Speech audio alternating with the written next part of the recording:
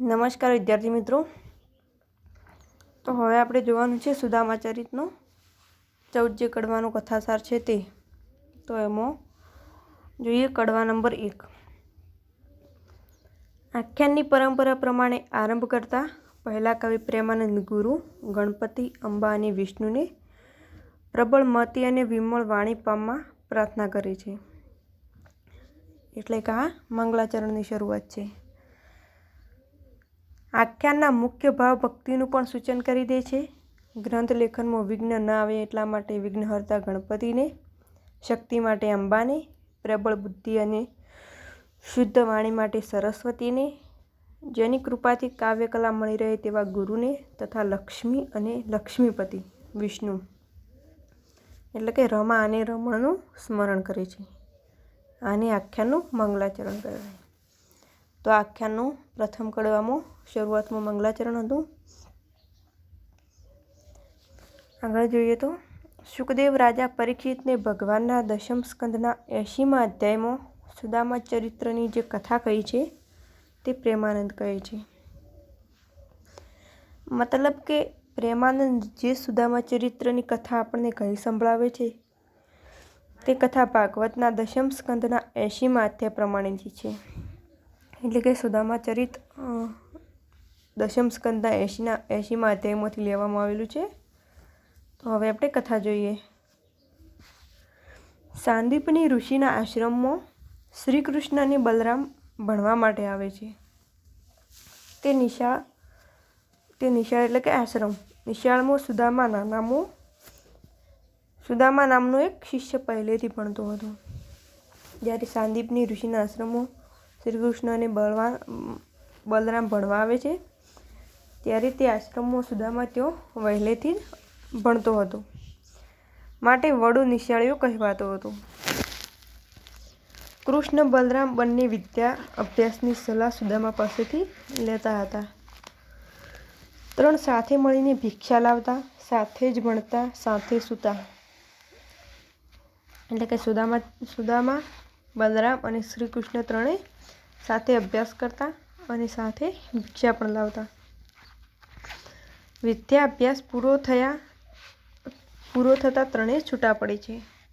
કૃષ્ણએ છૂટા પડતા પૂર્વે ગુરુના મૃત પુત્રને સજીવન કરીને ગુરુદક્ષિણા રૂપે ગુરુને અર્પણ કર્યો. ત્યારબાદ કૃષ્ણ સુદામા એકમેકને ભેટીને રડે છે. એટલે કે વિદ્યા અભ્યાસ પૂરો કર્યો ત્યારે ગુરુને દક્ષિણા જે આપવી પડે છે તે દક્ષિણા રૂપે શ્રી કૃષ્ણ જે ગુરુનો જે મૃત પુત્ર મરી ગયેલો પુત્ર હતો તેને સજીવન કરે છે અને તેમને અર્પણ કરે છે. ત્યારબાદ કૃષ્ણ સુદામા એકમેકને ભેટીને રડે છે. કૃષ્ણ ફરીવાર ક્યારેક મળવાનું સુદામાને કહે છે. સુદામા ગદગદ કંઠે કૃષ્ણના ચરણોમાં જ વાસ માગે છે. એટલે કે બંને જ્યારે છૂટા પડતા હતા ત્યારે ફરી મળવાનું કૃષ્ણ કહે છે ત્યારે સુદામા તેમના ચરણોમાં જ વાસ માગે છે. કૃષ્ણ મથુરા ગયા અને ત્યાંથી દ્વારકા નિવાસી બન્યા. સુદામાએ ગૃહ સંસાર માંડ્યો. 10 બાળકો થયા, પણ મન તો સંન્યાસી જ રહ્યું. પત્ની પણ પતિવ્રતા હતી. માયા સુખ બંનેને ન હતું, પણ ઘરમાં ગરીબાઈ જ આંટા મારતી હતી. શીતળામાના કૃપાથી બાળકો ઉકરી ગયા. અલબત્ત સુદામા તો અયાચક વ્રત પાળતા હતા, એટલે કે ક્યારેય કોઈની પાસે હાથ ન લંબાવતા. અન્ન મળે તો જમતા, નહીંતર ભૂખ્યા રહેતા. ભિક્ષા માગવા પણ ન જતા. સુદામા પત્ની જ ભિક્ષા લાવીને ઘરનું ગાડું ગબડાવે જતી હતી. એટલે કે સુદામા જ્યારે અભ્યાસ કરીને ઘરે આવ્યા ત્યારે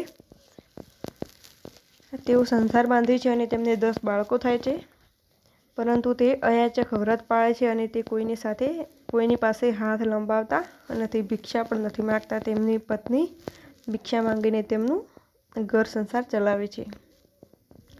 તો આ હતું કડવું નંબર 1. હવે જોઈએ કડવું નંબર 2. સુદામા તો કહેવા પૂરતા જ ગૃહસ્થ હતા. એમનું મન તો ઋષિ જેવું હતું. ભિક્ષા પણ પત્ની લાવતી. એમનો દેખાવ જોઈને લોકો એમને મેલો ગેલોને દરિદ્ર કહેતા. પત્ની લોકોના કામ કરીને ઘર ચલાવતી. કામ મળી રહેતું તો ઘરમાં અન્ન આવતું અને ન મળે તો બધાને ભૂખું રહેવું પડતું. એટલે કે સુદામાની પત્ની જ તેમના મોટાભાગનું ઘર ચલાવતી હતી. લોકોના ઘરોમાં કામ કરતી અને બધાને જમવાનું આપતી. એકવાર તો ઘરના છોકરાઓ બબ્બે ઉપવાસ થયા. છોકરાની ભૂખનું દુઃખ જોઈને સુદામા પત્ની અત્યંત દુઃખી થઈ જાય છે. તે છોકરાઓની જે ભૂખ છે તે જોઈને સુદામાની પત્ની અત્યંત દુઃખી થઈ જાય છે અને કામ નહીં કરવા પતિ સુદામાને કરગરે છે. જે સુદામા કામ નહીં કરતા તેથી તેમને કરગરે છે કે બાળકો ભૂખના માર્યા રડે છે. નગરમાં કંદમૂળ કે ફળ પણ હાથ લાગ્યા નથી. પાણી પીને દાઢા કાઢે છે. પહેરવા માટે વસ્ત્રો પણ નથી અને રાંધવા માટેના વાસણો પણ નથી રહ્યા. ટાઢથી થરથરતા બાળકો રડી રહ્યા છે. ઘર એક તો નીચું છે ને વળી ભીંતો પડી ગઈ છે. ખુલ્લા ઘરમાં કૂતરા બિલાડા ફરે છે. અતિથિ આવીને ખાલી હાથ પાછા જાય છે. ગાયને ખવડાવવા ઘાસ પણ નથી બચ્યું. ભગવાનને નૈવેદ્ય ધરાવાતો નથી. વાર તહેવારે ભાણેજોને જમાડી શકાતા નથી. કેટલી ગરીબ પરિસ્થિતિ આવી ગઈ છે કે અતિથિ ઘરેથી ખાલી હાથે પાછા જાય છે. ગાયને ખવડાવવા ઘાસ નથી. ભગવાનને ધરાવવા નૈવેદ્ય નથી. વાર તહેવારે ભાણેજોને જમાડી શકાતા નથી. શ્રાદ્ધ પણ બંધ થઈ ગયા છે ને દિવસ ઉગે છે ને આથમી જાય છે. પણ અન્નનો કણ પણ મળતો નથી. સુદામા પત્ની કરગરતી રહી છે કે કાલે બાળકો મોટા થશે તો એમની કન્યા કોણ આપશે? ભૂખને કારણે એમના શરીર માયકાંગલા થઈ ગયા છે અને શરીર પર વસ્ત્રો પણ પૂરતા નથી. પતિની ચિંતા કરતી તે બોલે છે કે સ્વામી, તમારા પણ હાલ તો જુઓ. નખને જટા વધી ગઈ છે. ઠંડા પાણીએ સ્નાન કરો છો. ઘાસ પર સૂઈ રહો છો. 2-3 દાડે માંડ થોડુંક અન્ન ખાઓ છો, જે મને અંગારાની જેમ દજાડે છે. તે કે આ સુદામાની અને પોતાના પુત્રોની ચિંતા કરતી સુદામા પત્ની સુદામાને કહે છે કે તમારી હાલત પણ કેવી થઈ ગઈ છે કે જટા વધી ગઈ છે. ઠંડા પાણીએ સ્નાન કરો છો અને ઘાસ પર સૂઈ રહો છો. પોતાની પણ દુર્દશા સુદામા પત્ની પતિને કહે છે. સૌભાગ્ય સૂચક ચૂડી કે ચાંદલો કરવા કંકુ પણ નથી અને ખાધા વગર શરીર સુકાઈ ગયું છે. ઘરની દુર્દશાના ચિતાર આપીને સુદામા પત્ની સુદામાના કૃષ્ણની મૈત્રીનું સ્મરણ કરાવે છે. ઘરની દુર્દશાનો ચિતાર આપીને સુદામા પત્ની સુદામાને કૃષ્ણની મૈત્રીનું સ્મરણ કરાવે છે. એટલે તેમની જે બાળપણની જે મૈત્રી હતી તે યાદ કરાવે છે. 14 લોકનો અધિપતિ એવો તમારો મિત્ર કૃષ્ણ છે તો એમની પાસે જાઓ અને કંઈક આપણા માટે માગો, એ જરૂર આપશે. આવું સુદામા પત્ની સુદામાને વિનંતી કરે છે અને આપણા દુઃખ દૂર થઈ જશે. આમ પોતાની ગરીબાઈ દૂર કરવાનો એકમાત્ર રસ્તો કૃષ્ણ છે. તેમની પાસે જઈને દુર્દશા કહેવાથી તે જરૂર મદદ કરશે એવી વિનંતી સુદામા પત્ની સુદામાને કરતી હોય છે. તો આ હતું કડવા નંબર 2. હવે જોઈએ કડવા નંબર 3. આ બધામાં જે 14 કડવા છે એમાં એક પ્રકારની સ્ટોરી ટાઈપ છે. તેમાં કંઈ જાજુ સમજવા જેવું નથી.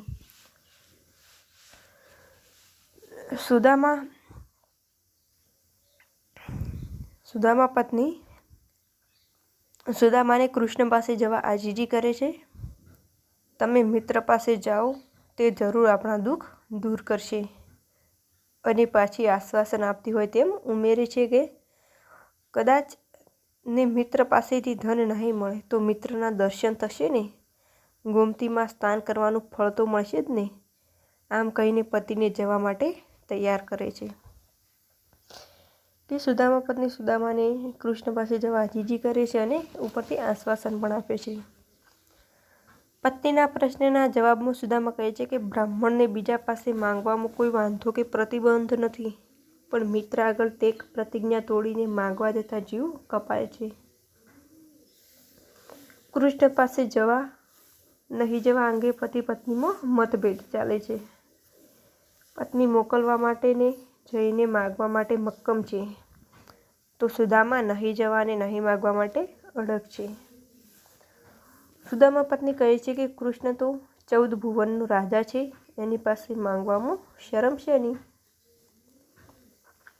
મળવા જેવી એ જ એકમાત્ર વ્યક્તિ છે. એટલે કે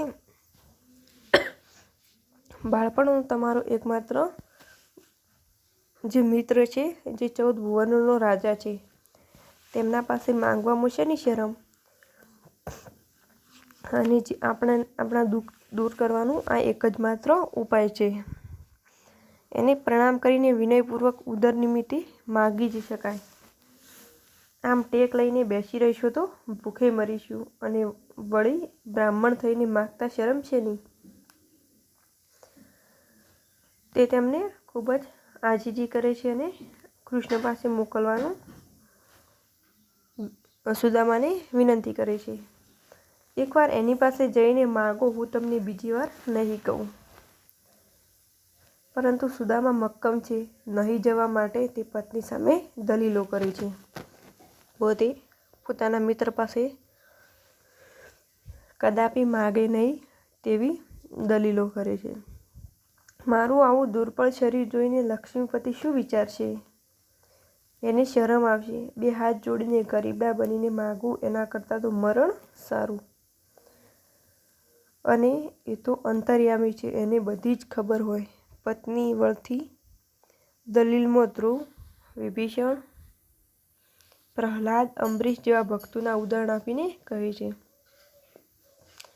એટલે કે આવા દયામણા મોઢે અને આવા દુબળા શરીરે જઈને માગવું એના કરતાં મરી જવું સારું. તો સામે સુદામા પત્ની અનેક રીતે અનેક ભક્તોના ઉદાહરણ આપીને તેમને સમજાવે પણ છે કે આ બધાએ માંગ્યું હતું એટલે જ પ્રભુએ તેમનો ઉદ્ધાર કર્યો હતો. તો તમે પણ જાઓ અને માગી જુઓ. સુદામા પત્ની રીતસર કરે છે, પણ સુદામાની મક્કમતા જાણીને તેને પોતાની નારી અવતાર પર પસ્તાવો થયો છે અને ચોધાર આંસુએ રુદન કરે છે.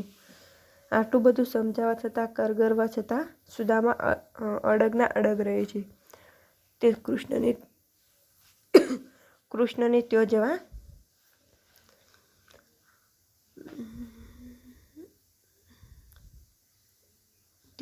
જવા તેઓ તૈયાર થતા નથી. અને આવો નારી જાતિ પર પસ્તાવો કરીને સુદામા પત્ની ચોધાર આંસુએ રડે છે. કડવું નંબર 4.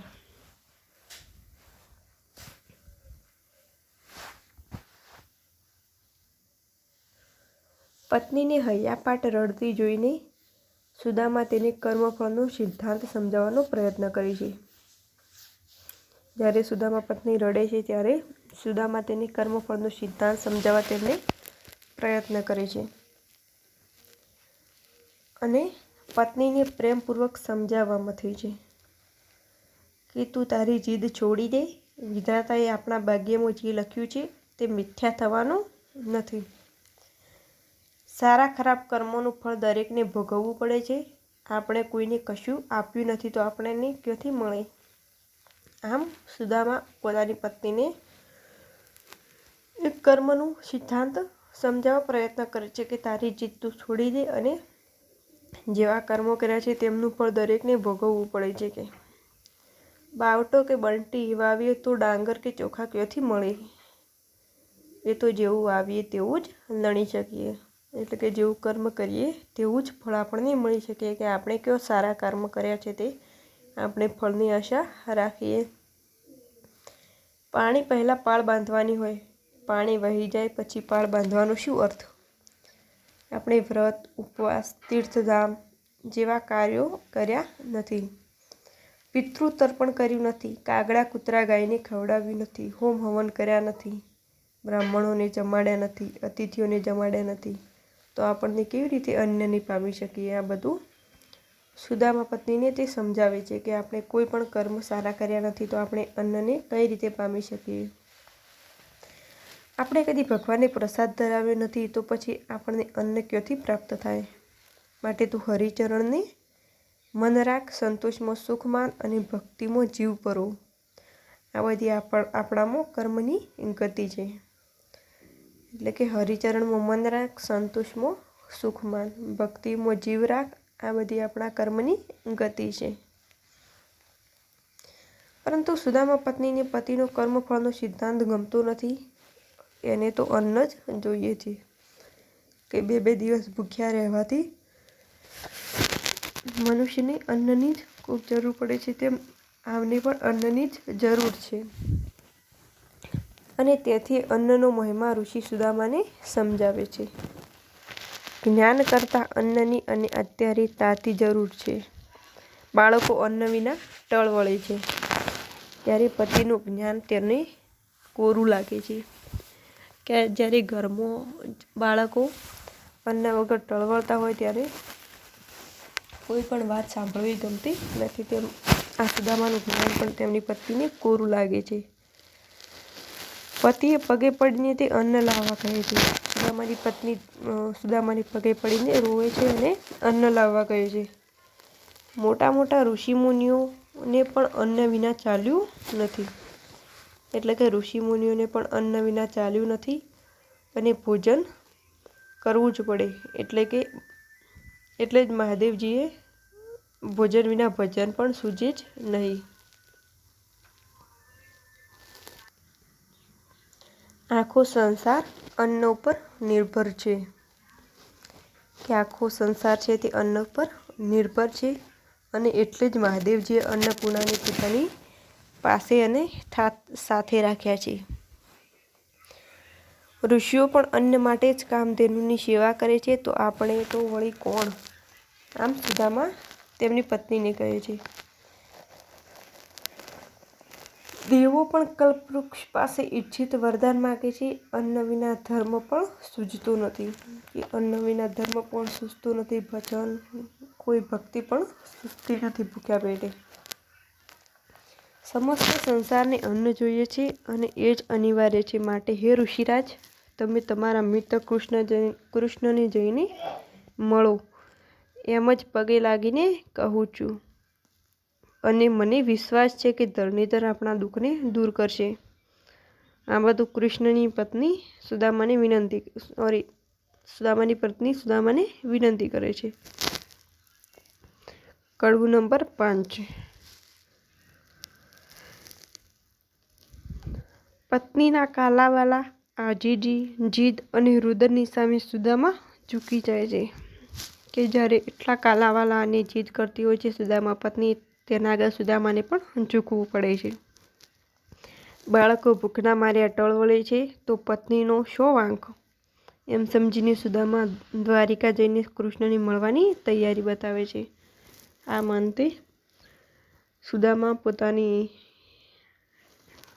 પોતાના મિત્રને મળવા જવાની તૈયારી કરે છે. શ્રી કૃષ્ણને મળવા તો જવું, પણ ખાલી હાથ થોડા જવાય? કંઈ કે ભેટ તો લઈ જવી જોઈએ ને. કૃષ્ણ સંતાનો મને કાકાને જોઈને ટોળે વળશે ને કંઈક ખાવાનું માગીએ તો હું નહીં આપી શકું. એટલે સુદામા કહે છે કે હું કૃષ્ણને મળવા જાઉં પણ ખાલી હાથે તો ના જઉં. કૃષ્ણના સંતાનો મને કાકા સમજીને મારી ટોળે વળશે તો ખાવાનું નહીં દઈ શકું તો મને વજ્રાઘાત જેવું ફીલ લાગશે. પતિ જવા માટે તો તૈયાર થયા છે એવું જાણીને પત્ની ખૂબ હરખ પામી છે. તે તરત જ પડોશણ પાસે પહોંચી જાય છે અને કાલાવાલા કરતી કહે છે કે મને કંઈક અનાજ જેવું આપો તો હું કંઈ પણ લીધા વિના તમારી દાસી થઈને રહીશ. પડોશણ આ સાંભળીને દયા આવી અને સોંપડું ભરીને કાંગવા સુદામા પત્નીને આપ્યા. અને સુદામા પત્નીએ ખાંડણીયામાં બરાબર ખાંડીને કાંગવામાંથી તાંદૂળ કાઢ્યા અને સુદામાને ધર્યા. પણ શેમાં લઈ જવા? તાંદુલ બાંધીને લઈ જવા માટે પોટલી એવું કશું પણ નહોતું કે એવું કશું પણ વસ્ત્ર નહોતું કે તેમાં તાંદુલ બાંધીને લઈ જઈ શકાય.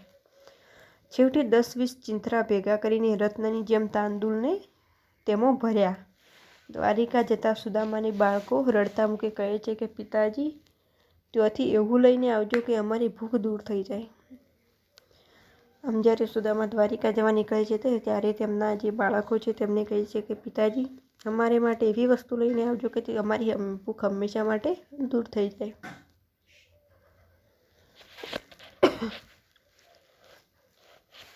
બાળકોના આવા વચન સાંભળીને સુદામાને નિશ્વાસ ભર્યો અને આશ્વાસન આપ્યું કે પરમબ્રહ્મ પરમાત્મા આશા પૂરી કરશે. તેમને સુદામાએ આશ્વાસન આપ્યું કે પરમ બ્રહ્મા છે પરમાત્મા તે આપની આશા પૂરી કરશે. અને ઋષિ સુદામા દ્વારકા જવા નીકળે છે. તેમનો પરિવાર તેમને વળાવવા જાય છે. કવિએ દરિદ્ર સુદામાનું અહીં વર્ણન સરસ રીતે લખ્યું છે. ત્યાગી વૈરાગી આ ભક્ત સુદામો કેવો લાગે છે. કપાળ પર તિલક કર્યું છે, કંઠમાં માળા છે, મુખમાં રામ નામનો જપ છે, વાળ વધી ગયેલા છે, શરીર કદરૂપું લાગે છે, શરીરે લગાડેલી ભસ્મ પવનને કારણે ઉડી રહી છે, પગના જૂતા તૂટેલા છે, તેથી ચાલતા અવાજ થાય છે. એટલું જ નહીં પણ ધૂળના ગોટે ગોટા ઉડી રહ્યા છે. એક હાથમાં લાકડી છે ને બીજા હાથમાં ભિક્ષાપાત્ર છે. જીર્ણ લંગોટી પહેરી છે ને બાકીના શરીરને પાંદડાથી ઢાંક્યું છે. અલબત્ત સુદામાને તો એક જ શ્રદ્ધા છે, હવે અમારા ભાગ્યનો ઉદય થશે અને કૃષ્ણની કૃપા વરસી રહી છે. આમ સુદામાનું વર્ણન કવિએ દરિદ્રતાથી ખૂબ જ સારી રીતે કર્યું છે કે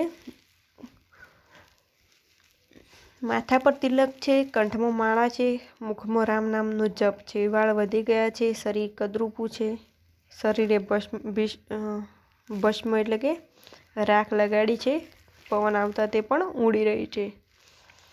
એક હાથમાં લાકડી છે ને બીજા હાથમાં ભિક્ષાપાત્ર છે અને જીર્ણ એવી લંગોટી છે. તો આ હતું કડવું નંબર 5. હવે જોઈએ કડવું નંબર 6. ચાલતા ચાલતા રામ નામનો જપ કરતા સુદામા છેવટે દ્વારામતી એટલે કે દ્વારિકા પહોંચી ગયા.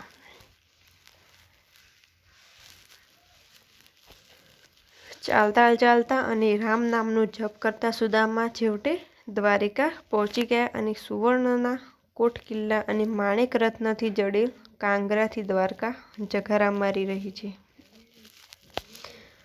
એટલે કે સોનાના કોટ કિલ્લા છે, માણેકના રત્નથી જડેલ આ દ્વારિકા જકારા મારી રહી છે અને વિશ્વકર્માની અદ્ભુત કલા સમી છે દ્વારિકા નગરી. એટલે કે જે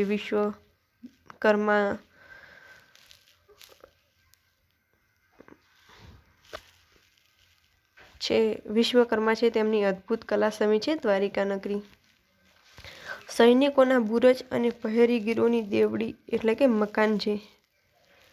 કિલ્લા પર ધજા ફરફરી રહી છે, ઢોલ નગારાના અવાજ સંભળાય છે, દરિયાનો ઘૂંઘવાટ અને દ્વારિકાનું રક્ષણ કરતો સુદર્શન સુસવાટા મારે છે. ત્યાં પેસતા જ ગોમતીનો સંગમ છે. ચારે વર્ણના લોકો ત્યાં સ્નાન કરીને ધન્યતા અનુભવે છે. એટલે કે ગોમતી નદીનું પણ અહીં આલેખન કરેલું જોવા મળે છે કે દરિયાનું ઘૂંઘવાટ અને દ્વારિકા નગરીનું રક્ષણ કરતું સુદર્શન પણ ઘૂંઘવાટા મારે છે. ત્યાં પેસતા જ ગોમતીનો સંગમ છે. ચારેય વર્ણના લોકો ત્યાં સ્નાન કરીને ધન્યતા અનુભવે છે. સુદામા પણ એ ગોમતીના પવિત્ર સંગમના સ્નાન કરે છે અને પછી નગર પ્રવેશ કરે છે. કે સુદામા છે પણ તે પણ આ ગોમતી નદીમાં સ્નાન કરીને પછી પણ નગરમાં પ્રવેશ કરે છે. સુદામાનો દેખાવ જોઈને તેમને જોવા નગરના લોકો ભેગા થાય છે. બાળકો તો એમને ખીજવતા પાછળ ચાલે છે. જાદવ સ્ત્રીઓ તાળીઓ આપી આપીને મશ્કરીઓ કરે છે. એમ જેવા તે નગરમાં પ્રવેશ કરે છે તેવા તેમની મશ્કરીઓ અને ઠઠ્ઠા ઉડાવે છે લોકો. જે ગામમાં આ માણસ રહેતો હશે એ ગામ ધન્ય હશે. જેણે અપાર વ્રત અને તપ કર્યા હશે તેને આવો પતિ મળ્યો હશે.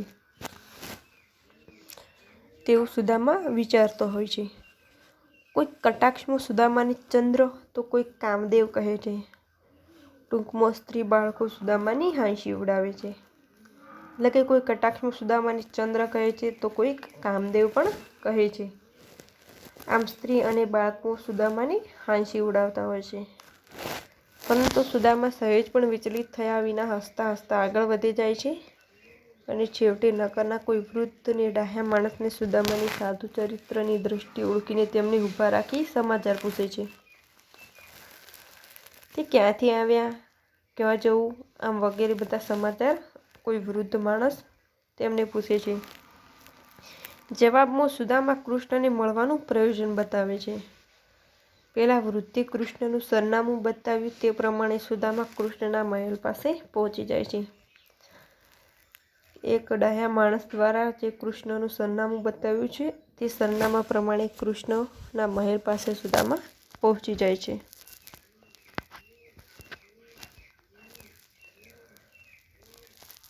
હરિમંદિર એટલે કે કૃષ્ણના રાજમહેલ પાસે આવીને સુદામા ઊભા રહે છે. એટલે કે સુદામા જે કૃષ્ણના દ્વાર આગળ આવીને ઊભા રહે છે અને કૃષ્ણનો રાજમહેલ અને વૈભવ જોઈને તે આવાક બની જાય છે. એમને આશ્ચર્ય થાય છે આમ રાજમહેલ જોઈને.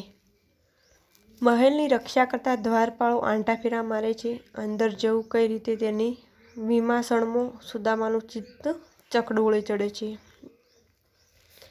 એટલે કે મહેલના જે દ્વારપાળો હોય છે, જે મહેલની રક્ષા કરતા હોય છે, તે આંટા ફેરા મારે છે. ત્યારે સુદામાને અંદર કઈ રીતે જવું તેમ સુદામાનું મન ચકડોળે ચડે છે. કૃષ્ણનો વૈભવ જોઈને સુદામાને ઘડીભર થાય છે કે અમે બંને એક જ ગુરુના વિદ્યાર્થી છીએ, પણ કૃષ્ણ પૃથ્વીપતિ થઈ ગયો અને મારે તો ખાવાના પણ સાંસા છે. આમ સુદામાને બાળપણની યાદ આવે છે અને તે બોલે છે કે અમે એક જ ગુરુના બંને શિષ્યો, તો કૃષ્ણ પૃથ્વીપતિ થઈ ગયા અને મારે તો ખાવાના પણ સાંસા છે. ગુરુને ત્યાં અમે સાથે જ લાકડા લેવા જતા હતા, પણ આ તો સિંહાસન સોંપાવે છે ને મારા હાથમાં લાકડીને ભિક્ષાપાત્ર છે. કે અમે સાથે સાથે આશ્રમમાં લાકડા લેવા જતા, પણ આ તો સિંહાસન શોભાવે છે ને મારા હાથમાં લાકડીને ભિક્ષાપાત્ર છે. પરંતુ થોડી જ વારમાં સુદામાને જ્ઞાન થયું કે હું તો પામર જીવ છું, કૃષ્ણ તો ભગવાન છે. તરત જ તેમના મગજમાં એક જ વિચાર આવે છે કે હું તો કે પામર જીવ છું અને કૃષ્ણ તો ભગવાન છે. એમનું દર્શન કર્યા માત્રથી હું ઇન્દ્રાસન પામ્યાનું સુખ મેળવીશ. એટલે કે કૃષ્ણ ભગવાન છે તેમનું ખાલી હું દર્શન કરીશ તો પણ મને ઇન્દ્રાસન પામ્યાનું સુખ મળશે, કે ઘણું બધું મને સુખ મળશે તેવું સુદામા વિચારતા હોય છે. આમ સુદામા વિચારતા હતા તેઓ જ પ્રતિહારે એટલે કે દ્વારપાળે સુદામાને વિવેકપૂર્વક પૂછ્યું કે મહાનુભાવ, અહીં આવવાની કૃપા કેમ કરી? આમ દ્વારપાળ જે દ્વારની રક્ષા કરતા હોય છે સુદામાને પૂછે છે કે હે મહાનુભાવ, અહીં આવવાની કૃપા કેમ કરી? ત્યારે સુદામા બોલે છે કે હું દુર્બળ બ્રાહ્મણ છું, મારે માધવ સાથે દોસ્તી છે, એટલે કે કૃષ્ણ સાથે મારી દોસ્તી છે. અને અંદર જઈને શ્રી કૃષ્ણને મારા વતી પ્રણામ કહીને કહો કે બહાર બ્રાહ્મણ સુદામો તમને મળવા આવ્યો છે. આવું સુદામા બોલતા હોય છે. દ્વારપાળે એક દાસી દ્વારા શ્રી કૃષ્ણને આ સમાચાર મોકલાવ્યા. તેઓ બાર દ્વાર ઉપર આવીને ઊભા રહે છે અને જ્યારે દ્વારપાળ પૂછે છે ત્યારે તે જવાબ આપે છે કે બહાર તમને કોઈ સુદામો મળવા આવ્યો છે તેવું જઈને કૃષ્ણને કહો. ત્યારે દ્વારપાળ આગળ જઈને એક દાસીને સાથે સમાચાર મોકલાવે છે કે કૃષ્ણને જઈને એમ કહો કે બહાર તેમનો કોઈ બાળપણનો મિત્ર સુદામો તેમને મળવા આવ્યો છે અને તે દ્વાર આગળ ઊભા છે. આવું દ્વારપાળે સંદેશો મોકલાવે છે. તો આ હતા 6 કડવા. બાકીના 7 થી 14 કડવા આપણે આગળના લેક્ચરમાં જોઈશું. અત્યારે 6 કડવામાં સુદામાની જે દરિદ્રતા અને કૃષ્ણ પાસે મળવા આવવું તે દર્શાવ્યું છે. હવે 7મા કડવાથી આપણે આગળના લેક્ચરમાં જોઈશું.